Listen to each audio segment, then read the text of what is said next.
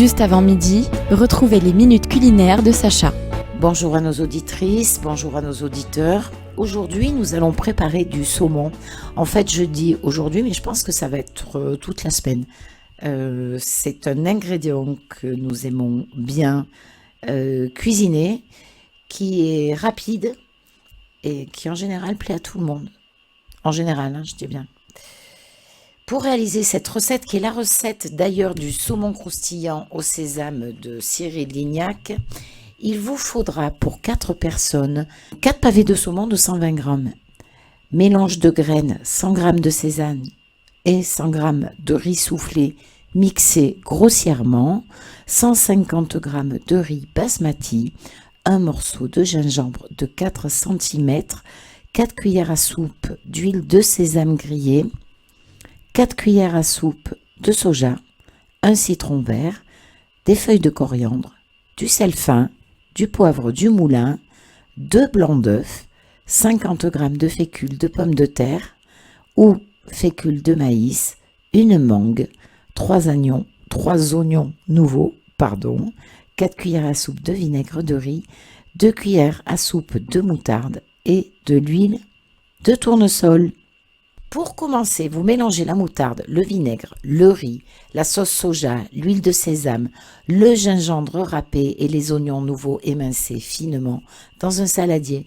Vous réservez au frais, vous épelez et vous coupez la mangue en petits dés et mettez-la de côté au réfrigérateur. Vous mettez les blancs d'œufs assaisonnés de sel et de poivre dans une assiette. Dans une deuxième assiette, vous mettez la fécule et dans une troisième, vous versez le mélange de riz soufflé et sésame. Déposez les tranches de saumon dans la fécule, ensuite dans l'œuf et puis dans le mélange de graines pour bien les enrober. Déposez-les dans une assiette. Vous n'allez pas être très contente parce que vous allez avoir beaucoup de vaisselle à faire. Mais bon, c'est pas grave.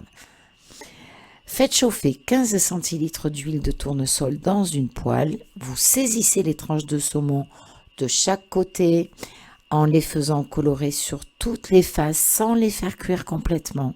Posez-les sur une assiette couverte de papier absorbant.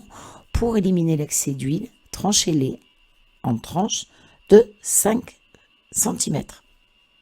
Non, 0,5, pardon. Faites revenir le riz dans une sauteuse ou un wok chaud avec un filet d'huile d'olive. Mettez-le ensuite dans les assiettes. Ajoutez les tranches de saumon. Garnissez avec la vinaigrette, terminez avec du citron vert râpé et quelques feuilles de coriandre. Pour préparer ce plat, il vous faudra un saumon très frais et de bonne qualité puisque vous allez le déguster presque cru puisqu'il va être cuit avec tous les ingrédients que nous avons mélangés au départ. C'est une recette que vous pouvez tout aussi bien faire avec du thon, mais toujours pareil, que votre thon soit très frais. Et vous suivez la même méthode. Vous pouvez aussi, en ce qui concerne le sésame grillé, à la place, vous pouvez mettre des noisettes grillées que vous aurez au préalable pilées. Voilà, je vous souhaite un très bon appétit. Je vous dis à demain. Ciao! Juste avant midi, retrouvez les minutes culinaires de Sacha.